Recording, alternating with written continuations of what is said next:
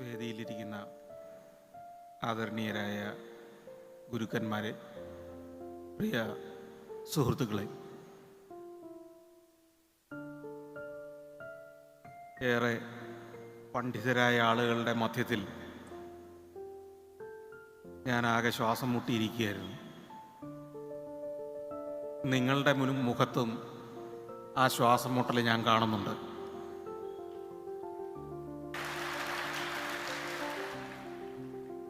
ഇനി ധൈര്യമായിട്ടൊന്ന് ചിരിച്ചോളൂ, ഒന്ന് ശ്വാസമൊക്കെ റിലീസ് ചെയ്ത് ഫ്രീ ആയിട്ടിരുന്നോളൂ. ഞാൻ ഏതായാലും ഇംഗ്ലീഷിൽ നിങ്ങളോടൊന്നും പറയാൻ പോകുന്നില്ല, നിങ്ങളെ ഒന്നും പഠിപ്പിക്കാൻ പോകുന്നില്ല, നിങ്ങളെ ഉത്ബുദ്ധരാക്കാനും പോകുന്നില്ല.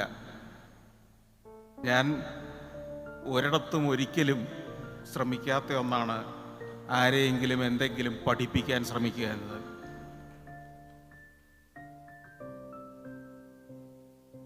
പത്ത് 25 വർഷമായി ടെലിവിഷൻ എന്ന ഒരു ഭ്രാന്തിൻ്റെ പിന്നാലെ ഓടി നടന്ന ഞാൻ, എൻ്റെ മുന്നിൽ കാണുന്ന ഓരോ കണ്ണുകളിലെയും തെളിച്ചം കാണുമ്പോൾ അത്തരത്തിൽ ഏതോ ഒരു ഭ്രാന്തിൻ്റെ പിന്നാലെ പായാൻ ഒരുങ്ങുന്ന യുവതികളെയും യുവാക്കളെയുമാണ് എനിക്കിവിടെ കാണാൻ കഴിയുന്നത്. എനിക്കൊരു കാര്യം ഉറപ്പു തരാൻ പറ്റും, നിങ്ങളുടെ ഈ കണ്ണിലെ തിളക്കമൊക്കെ ഈ ഭ്രാന്തിലേക്ക് ഇറങ്ങിക്കഴിയുമ്പോൾ പയ്യെ പയ്യെ കുറഞ്ഞു വന്നോളും. പരാജയം നിങ്ങളെ കാത്തിരിക്കുന്നുണ്ട് എന്നുള്ള സത്യം നിങ്ങൾ പയ്യെ മനസ്സിലാക്കിക്കോളൂ. ആത്മവിശ്വാസത്തിൻ്റെ അത്യുന്നതമായ ഊർജം പകർന്നു തരുന്ന ഇത്തരം പരിപാടിയൊക്കെ കഴിഞ്ഞ് വീട്ടിൽ ചെന്ന് യാഥാർത്ഥ്യത്തിലേക്ക് പയ്യെ ഇറങ്ങുമ്പോൾ മനസ്സിലാവും, ഇവിടെ പറഞ്ഞതൊന്നുമല്ല. യഥാർത്ഥത്തിൽ നിങ്ങൾ ഇൻഡസ്ട്രീസ് ഓഫീസിലേക്ക് കയറി ഇറങ്ങുമ്പോഴും ഇലക്ട്രിസിറ്റി ബോർഡ് കറണ്ട് കണക്ഷന് ചെല്ലുമ്പോഴും സർക്കാരിൻ്റെ ടാക്സ് ഡിപ്പാർട്ട്മെൻറ്റിലേക്ക് റിട്ടേൺസുമായിട്ട് ചെയ്യുമ്പോഴും പഞ്ചായത്ത് ഓഫീസിൽ ലൈസൻസിന് ചെല്ലുമ്പോഴും ഒക്കെ നേരിടാൻ പോകുന്നതെന്ന്. നിങ്ങളോട് ഇതുവരെ അതിഗംഭീരമായിരിക്കും, വലിയ സ്വപ്നങ്ങൾ കാണണം എന്നൊക്കെ പ്രചോദിപ്പിച്ച് ഒരാളും അന്ന് നിങ്ങളുടെ കൂടെ ഉണ്ടാവാനും പോകുന്നില്ല. നിങ്ങൾ തനിച്ചു പോയി നിന്ന് ഇവരുടെയൊക്കെ തെറി കേൾക്കാനും അവരുടെയൊക്കെ ആട്ടും തുപ്പും കേൾക്കാനും നിങ്ങൾ ജോലി നൽകുന്ന ആളുകൾ നിങ്ങൾക്കെതിരെ മുദ്രാവാക്യം വിളിക്കുന്നത് കേൾക്കാനും പോകുന്ന ആളുകളാണ് നിങ്ങളെ കാത്തിരിക്കുന്നത്. അത് ഞാൻ ഉറപ്പു തരാം. പിന്നെ അതൊക്കെ ഒരു ത്രില്ലായിട്ടെടുക്കാനും പരാജയങ്ങളെ ചിരിച്ചുകൊണ്ട് നേരിടാനും ഇതിനൊക്കെ അപ്പുറവും ജീവിതമുണ്ടെന്ന് തിരിച്ചറിയാനുള്ളൊരു മനസ്സാ സമയം കൊണ്ട് നിങ്ങൾ ആർജിച്ചു കഴിഞ്ഞാൽ നിങ്ങൾ ജീവിതത്തിൽ വിജയിക്കും. ഞാൻ ഒരു ഘട്ടം കഴിഞ്ഞപ്പം എൻ്റെ ജീവിതത്തെ എതിലെയാന്നാ പോട്ടെ എന്ന മട്ടിലങ്ങ് വിട്ടു. അതുകൊണ്ടാണ് സഞ്ചാരം കുറേ കാലം 10-12 വർഷം ഓടിയത് ഏഷ്യാനെറ്റിൽ. ഏഷ്യാനെറ്റും ഞാനുമായി നല്ല ബന്ധത്തിലായിരുന്നു. പക്ഷേ ആ ബന്ധത്തിൻ്റെ അടിസ്ഥാനം, ആ ബന്ധം നന്നായിട്ട് നിലനിന്നത് കാശൊന്നും വേണമെന്ന് ഞാൻ വാശി പിടിക്കാതിരുന്നത് കൊണ്ടാണ്. അല്ലായിരുന്നെങ്കിൽ പണ്ടേ ആ ബന്ധം മോശമായി പോകുമായിരുന്നു. പിന്നീട് സഫാരി ആരംഭിക്കുമ്പോഴും ഇന്ന് പലരും എൻ്റെ അടുത്ത് മഹാനായ സന്തോഷ് ജോർജ് കുളങ്ങര പരസ്യമില്ലാതെ ഒരു ചാനൽ നടത്തുന്നതെന്ന് പറയുമ്പോൾ സത്യത്തിൽ ഞാൻ പരസ്യത്തിന് ഇറങ്ങിയിട്ട് ആരും തരാഞ്ഞ കൊണ്ടാണെന്ന് ഇവിടെ നിന്ന് ഞാൻ പറയുമ്പോൾ പലരും വിശ്വസിക്കുന്നുണ്ടാവില്ല. പരസ്യം ഒരുത്തനും തരില്ലെങ്കിൽ എന്നാൽ പിന്നെ പരസ്യം ഇല്ലാതെ അങ്ങ് പോട്ടെ എന്നുള്ളൊരു വാശിക്ക് ഞാനങ്ങ് പോയതാണ്. അപ്പോൾ ബിസിനസ്, സംരംഭകത്വം എന്ന് പറയുന്നത് നിങ്ങളുടെ മുന്നിലേക്ക് എന്തു വന്നാലും അതിനെ ഒരു സാധ്യതയായി ഉപയോഗപ്പെടുത്തുക. 33 ചാനലുകൾ കേരളത്തിലുള്ളപ്പോൾ ആണ് സഫാരി എന്നൊരു ചാനലുമായി 2012 ഞാൻ രംഗത്തേക്ക് വരുന്നത്. അന്ന് പിന്നെ ഒരു ചാനലിൻ്റെ ആവശ്യം മലയാളികൾക്കില്ലാത്ത ഒരു കാലം.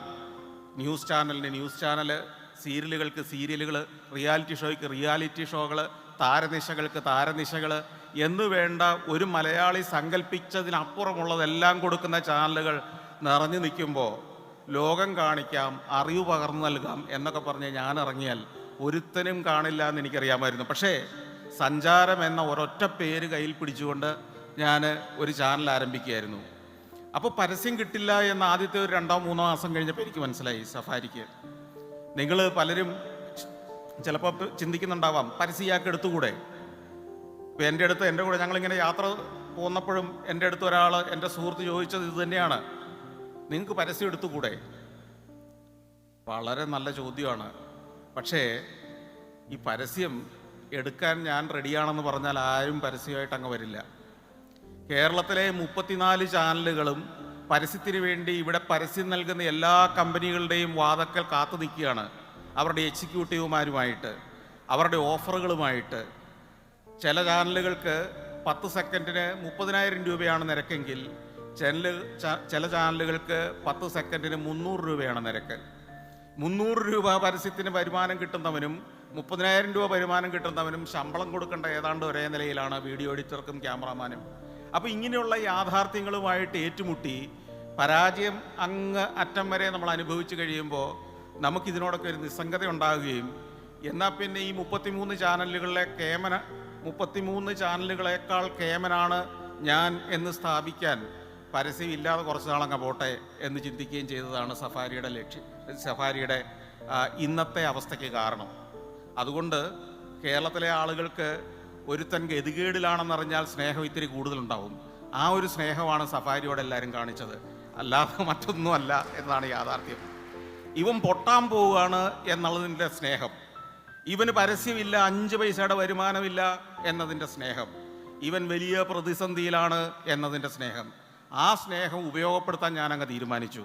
അങ്ങനെ സഫാരി ആളുകൾ സ്നേഹിച്ച് ഇപ്പോൾ 7ാമത്തെ വർഷത്തിലേക്ക് കടന്നിരിക്കുകയാണ്. ഇനിയും കുറേ കാലം കൂടെ മനുഷ്യൻ സ്നേഹിക്കും. അത് എന്നത്തേക്ക് അവസാനിക്കുമെന്ന് ഏകദേശം ഒരു ധാരണയുണ്ട്. അപ്പോഴേക്കും ഷട്ടർ ഇടേണ്ടതാകും ഞാനും തീരുമാനിച്ചിട്ടുണ്ട്. അപ്പോൾ ഇങ്ങനെ സ്പോർട്സ്മാൻ സ്പിരിറ്റോടുകൂടി അല്ലെങ്കിൽ ഇത്ര ലൈറ്റായിട്ട് ബിസിനസ്സിനെ കാണാൻ കഴിയുന്ന ഒരാൾക്ക് ഏത് പ്രതിസന്ധിയെ അതിജീവിച്ച് മുന്നോട്ട് പോകാൻ പറ്റും? ഇതിനെ വൈകാരികമായി കാണാൻ തുടങ്ങിയാൽ പിറ്റേ ദിവസം മുതൽ നിങ്ങൾ പ്രതിസന്ധികളെക്കുറിച്ച് പരാതിപ്പെട്ടുകൊണ്ടിരിക്കും, നിങ്ങൾ പ്രശ്നങ്ങളെക്കുറിച്ച് പരാതി പറഞ്ഞുകൊണ്ടിരിക്കും, ജീവനക്കാരുടെ തൊഴിൽ സമരങ്ങളെക്കുറിച്ച് വാശിയോടെ നിങ്ങൾ ഏറ്റുമുട്ടലുകൾ നടത്തും. ഇതൊന്നും ആവശ്യമില്ല. സംരംഭകനാകണമെങ്കിൽ രാഷ്ട്രീയക്കാരെ പോലെ തന്നെയാണ്. എതിർഭാഗത്തു നിന്ന് ധാരാളം ചീത്തയും തെറികളും പറന്നു വരും. അതിനെ ചിരിച്ചുകൊണ്ട് നേരിടുകയും അതിനേക്കാൾ മികച്ച തെറികൾ അങ്ങോട്ട് പറയാനുള്ളത് പഠിച്ചു വയ്ക്കുകയും ചെയ്യുക എന്നുള്ളത് രാഷ്ട്രീയത്തിൽ ചെയ്യാനുള്ളൂ. ഇതൊരു കളിയാണെന്ന് മനസ്സിലാക്കുക. ഇതൊരു കളി തന്നെയാണ്. ഫുട്ബോൾ കളിക്കുമ്പോൾ നമുക്കറിയാം, ഒരാൾ വിജയിച്ചെങ്കിൽ മാത്രമേ മറ്റേയാൾക്ക്, അല്ലെങ്കിൽ ഒരാൾ പരാജയപ്പെട്ടെങ്കിലേ ഒരാൾക്ക് വിജയിക്കാൻ കഴിയൂ. ഒരാൾ പരാജയപ്പെട്ടേ പറ്റൂ, ഒരാൾക്ക് വിജയിച്ചേ പറ്റൂ. അപ്പോൾ ഇതിനു വേണ്ടി കളിക്കുമ്പോൾ പരാജയപ്പെട്ടവൻ അന്ന് രാത്രി പോയി ആത്മഹത്യ ചെയ്യുന്നൊന്നുമില്ല. അടുത്ത കളിയിൽ ജയിക്കാൻ വേണ്ടി അവൻ ഒരുങ്ങിയിരിക്കുകയാണ്, അതിനുവേണ്ടി കരുതിയിരിക്കുകയാണ്, അതിനുവേണ്ടി പാഠങ്ങൾ പഠിച്ചിട്ട് അടുത്ത കളിയിൽ ഇമ്പ്രൂവ് ചെയ്യുകയാണ്. ബിസിനസ്സും അങ്ങനെ തന്നെ ഒരു കളി തന്നെയാണ്. ഈ കളികളെ കുറച്ച് ലൈറ്റായിട്ട് എടുക്കാൻ നിങ്ങൾക്ക് കഴിയണം എന്നുള്ളതാണ് എനിക്ക് പറയാനുള്ള ഒന്നാമത്തെ കാര്യം. രണ്ടാമത്തെ കാര്യം, ഞാൻ എൻ്റെ ജീവിതത്തെ നിന്ന് മാത്രമേ എന്തെങ്കിലും സംസാരിക്കാൻ പ്രാപ്തനാവുന്നുള്ളൂ. അല്ലാതെ ലോകത്ത് നടക്കുന്ന ഏറ്റവും മികച്ച ബിസിനസ് സംരംഭങ്ങളുടെ പാഠങ്ങളെല്ലാം പഠിച്ചിട്ട് നിങ്ങൾക്കതെല്ലാം ഒരു നക്ഷലായി ഇവിടെ പകർന്നു തരാനുള്ള അറിവോ കഴിവോ ഒന്നും എനിക്കില്ല. ഞാൻ എന്ത് ചെയ്തു എന്നുള്ളതാണ്. സഫാരി പല ആളുകളും ഇഷ്ടപ്പെടുന്ന ഒരു ചാനലായെങ്കിൽ, സഞ്ചാരം ആളുകൾക്ക് ഇഷ്ടപ്പെടുന്ന ഒരു പരിപാടിയായെങ്കിൽ അതിനൊറ്റ കാരണമേ ഉള്ളൂ. കേരളത്തിൽ ആര് അങ്ങനെ ഒരു ചാനൽ നടത്തുന്നതിനേക്കാൾ ഭംഗിയായി നടത്താനുള്ള വൈദഗ്ധ്യം എനിക്കുണ്ട്. ഞാനത് ഏതാണ്ട് 17 വയസ്സ് മുതൽ ഒരു ടെലിവിഷൻ ചാനലിൽ പ്രവർത്തിക്കേണ്ട സമഗ്ര മേഖലയിലും സർവ്വ പണിയും ചെയ്തു വരുന്ന ഒരാളായതുകൊണ്ട് എന്നേക്കാൾ മികച്ചൊരു ടെക്നീഷ്യൻ എൻ്റെ ചാനലിലില്ല. അവിടെ അപ്ലിങ്കിങ് പ്രശ്നമുണ്ടായാലും, ഡൗൺലിങ്കിങ് ക്വാളിറ്റി പോയാലും, സൗണ്ട് ലെവൽ കുറഞ്ഞാലും, വിഷ്വൽ ക്വാളിറ്റി പ്രശ്നമുണ്ടായാലും ഇതാദ്യം കണ്ടുപിടിക്കുകയും പരിഹരിക്കുകയും ചെയ്യുന്നയാളും, അവിടെ എൻ്റെ സ്റ്റാഫ് ഒരു പ്രശ്നം സംശയം ചോദിക്കാൻ വരുന്നയാളും ഞാൻ തന്നെയാണ്. ഏത് കാര്യത്തിലും എൻ്റെ ഒരു എഡിറ്റർക്ക് വർക്ക് ചെയ്യാൻ കഴിയാതെ വന്നാൽ ഞാൻ ആ കസേര വലിച്ചിട്ട് കയറിയിരുന്നിട്ട് അത് 10 മിനിറ്റ് കൊണ്ട് ആ പ്രശ്നം സോൾവ് ചെയ്ത് എഡിറ്റ് ചെയ്ത് കൊടുത്തിട്ട് പറയും, ഇനി ബാക്കിയുള്ളത് നീ അങ്ങ് ചെയ്തോളൂ. ഇത് ചെയ്യാനുള്ള കഴിവും കരുത്തും ആത്മവിശ്വാസവും ഉള്ളത് കൊണ്ടാണ് സഫാരി മുന്നോട്ട് പോകുന്നത്. അതുമാത്രമാണ് അതിൻ്റെ പിന്നിലെ കാര്യം. സഫാരിയിൽ ഇന്ന് കാണുന്ന സർവ്വ പരിപാടിയും ഞാൻ ആദ്യത്തെ 5-6 എപ്പിസോഡുകൾ ചെയ്തു കൊടുത്ത് എൻ്റെ സഹപ്രവർത്തകരുടെ ഇനിയുള്ളത് നിങ്ങളങ്ങ് ചെയ്തോളൂ എന്ന് പറഞ്ഞ പരിപാടികൾ മാത്രമാണ്. ഇന്നും 5 പരിപാടിയെങ്കിലും അങ്ങനെ കൈമാറാതെ ഞാൻ തന്നെ ചെയ്യുന്നതുകൊണ്ട്. അപ്പോൾ ഏത് ജോലിയും, നമ്മൾ ഇറങ്ങുന്ന സംരംഭത്തിലെ സർവ്വ ജോലിയെക്കുറിച്ചും ആധികാരികമായ അറിവുള്ള, അതിനെക്കുറിച്ച് പൂർണ്ണ ജ്ഞാനമുള്ള വ്യക്തി നമ്മളായിരിക്കണം. രണ്ടാമത്തെ കാര്യം, നമ്മുടെ കസ്റ്റമറേക്കാൾ അറിവ് നമുക്കുണ്ടാവണം ആ മേഖലയിൽ. നമ്മുടെ കസ്റ്റമർ, ചിലർ ബേബി ഫുഡ് ഇറക്കാൻ തീരുമാനിക്കും. ഈ ബേബി ഫുഡ് ആർക്കാണ് നിങ്ങൾ കൊടുക്കുന്നത്? ബേബിക്കല്ല, ബേബിയുടെ അമ്മയ്ക്കാണ് കൊടുക്കുന്നത്. ഒരു കുഞ്ഞിന് എന്ത് കൊടുക്കണം, എപ്പോൾ കൊടുക്കണമെന്ന് ഒരു അമ്മയേക്കാൾ അറിവ് നിങ്ങൾക്കുണ്ടെങ്കിൽ മാത്രമേ ബേബി ഫുഡ് ഉണ്ടാക്കുന്ന ഇൻഡസ്ട്രി നിങ്ങൾ തുടങ്ങാൻ പാടുള്ളൂ. ഇതാണ് ഇൻഡസ്ട്രിയുടെ ഏറ്റവും ഗോൾഡൻ ആയിട്ടുള്ള ഒരു പ്രിൻസിപ്പിൾ. നിങ്ങളത് മനസ്സിൽ എപ്പോഴും സൂക്ഷിക്കുക. നിങ്ങളൊരു പ്രോഡക്റ്റ് രൂപപ്പെടുത്തുന്നുണ്ടെങ്കിൽ അതിൽ ഏറ്റവും അടിസ്ഥാനപരമായ അറിവ് നിങ്ങൾക്കുണ്ടാവണം, ഏറ്റവും സമഗ്രമായ അറിവ് നിങ്ങൾക്കുണ്ടായിരിക്കണം. അത് ഉപയോഗിക്കുന്ന കസ്റ്റമറേക്കാൾ ആ പ്രോഡക്റ്റിൽ അറിവുള്ള ആൾ തന്നെയായിരിക്കണം നിങ്ങൾ. അതിലേത് മേഖലയിലും പ്രവർത്തിക്കാനുള്ള മനസ്സുണ്ടാവണം നിങ്ങൾക്ക്. അപ്പോൾ ഇങ്ങനെ പ്രതിസന്ധികളെ നിങ്ങൾ നേരിടാൻ തയ്യാറാവുക എന്നല്ല ഞാൻ പറയുന്നത്, പ്രതീക്ഷിച്ചുകൊണ്ട് തന്നെയായിരിക്കണം ഓരോ ദിവസവും ഉണരേണ്ടത്.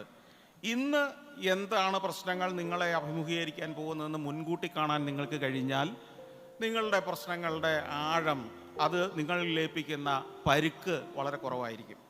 അപ്പം ഞാൻ അധികം വിശദമായ ഒരു പ്രഭാഷണം നടത്താൻ ഉദ്ദേശിക്കുന്നില്ല. കുറച്ചു മുമ്പ് ഇവിടെ പറയുന്നത് ഞാൻ കേട്ടു, നിങ്ങൾ ക്ഷീണിതരാണ്, അറിവുകളുടെ വലിയ ഒരു ആഘോഷം കഴിഞ്ഞിട്ട് നിങ്ങൾ ക്ഷീണിതനായിട്ടിരിക്കുകയാണ്. പിന്നെ നിങ്ങൾക്ക് എന്തെങ്കിലും വിഷയങ്ങളെക്കുറിച്ച് എന്നോട് ചോദിക്കണമെങ്കിൽ അത് ചോദിക്കാം. അതിൽ ഞാൻ വിശദമായ വിശദീകരണങ്ങൾ നിങ്ങൾക്ക് നൽകുന്നതിന് ഞാൻ തയ്യാറുമാണ്. സംരംഭകത്വം തീർച്ചയായും മലയാളിക്ക് വളരെ കുറച്ചുള്ള ഒരു ഗുണമാണ് എന്നെനിക്ക് പലപ്പോഴും തോന്നാറുണ്ട്. സംരംഭകത്വം ലോകത്തിലെ എല്ലാ രാജ്യങ്ങളിലും മലയാളിയുണ്ട്. ഞാൻ സഞ്ചരിച്ച ഏതെങ്കിലും ഒരു രാജ്യത്ത് മലയാളി ഇല്ലാത്തതില്ല.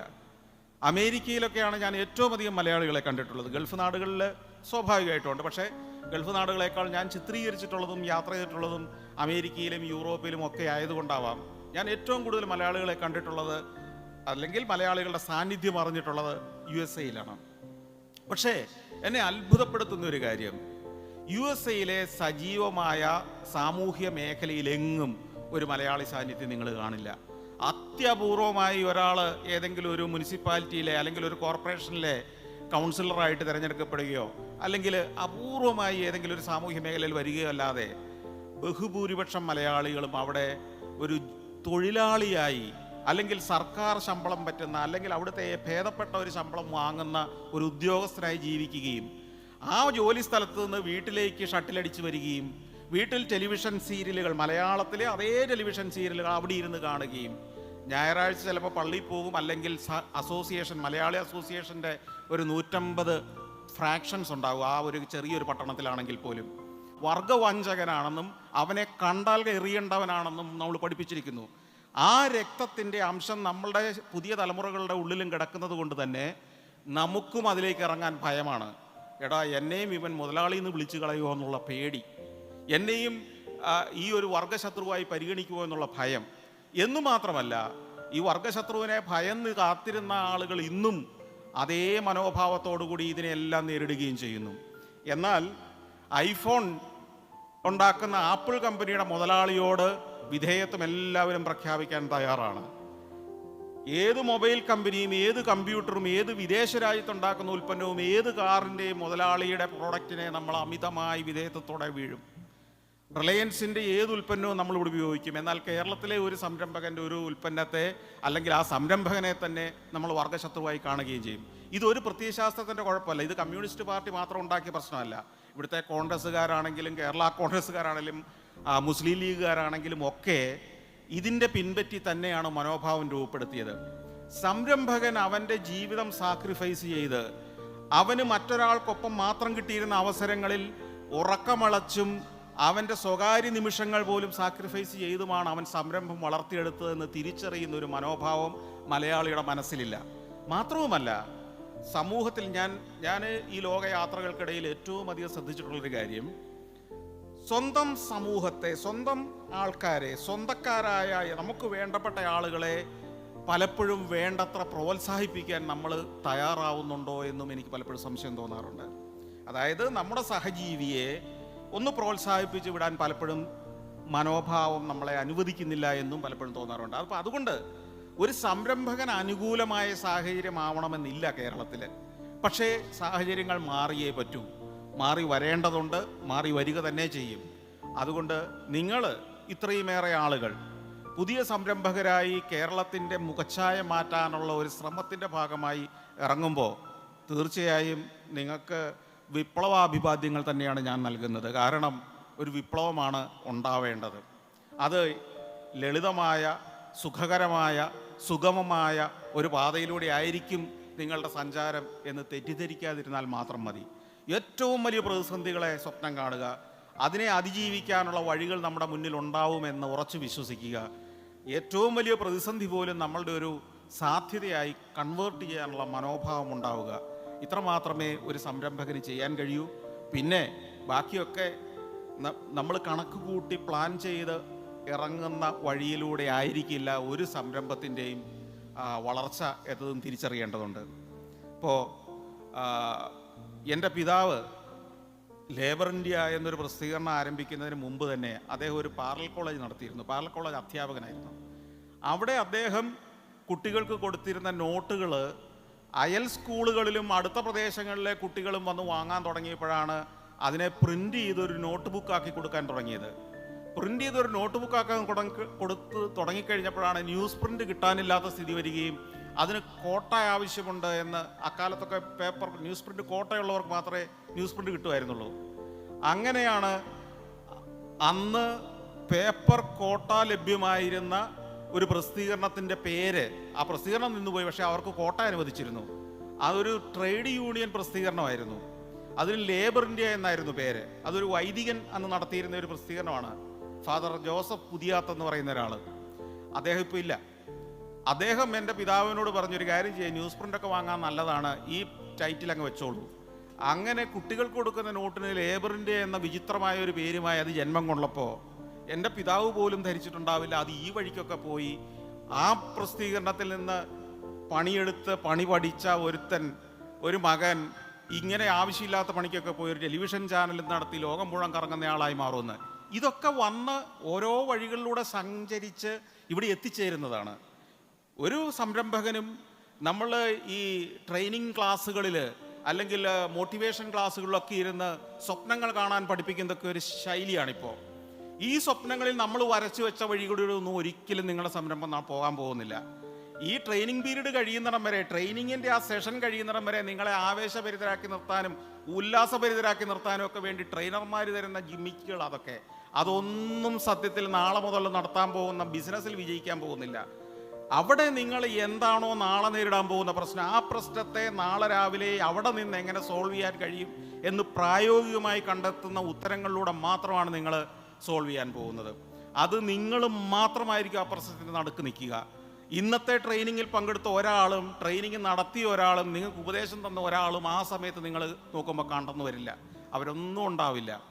അവിടെ സ്വബുദ്ധി കൊണ്ട്, പ്രായോഗിക ബുദ്ധി കൊണ്ട് ആ നിമിഷത്തിലെ പ്രശ്നത്തെ അതിജീവിക്കാനും അതിനൊരു പരിഹാരം കണ്ടെത്താനും നിങ്ങളുടെ ബുദ്ധിയും യുക്തിയും ജീവിത അനുഭവങ്ങളും നിങ്ങളെ സഹായിക്കുന്നുണ്ടെങ്കിൽ മാത്രം നിങ്ങളൊരു നല്ല സംരംഭകനായി വളരും. അപ്പോൾ അതുകൊണ്ട് തന്നെ അനുഭവങ്ങൾ ആർജിക്കാൻ ശ്രമിക്കുക.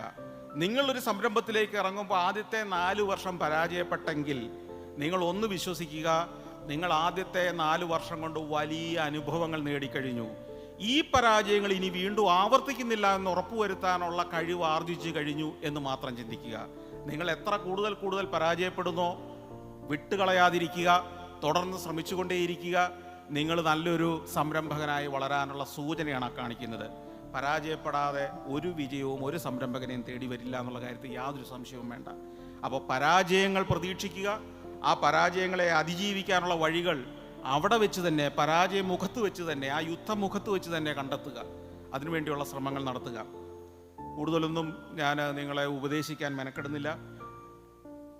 നിങ്ങൾക്ക് എന്തെങ്കിലും എന്നോട് ചോദിക്കണമെങ്കിൽ ചോദിക്കാം. അതിനുള്ള ഏതാനും സമയം അനുവദിക്കുമെന്ന് ഞാൻ പ്രതീക്ഷിക്കുന്നു.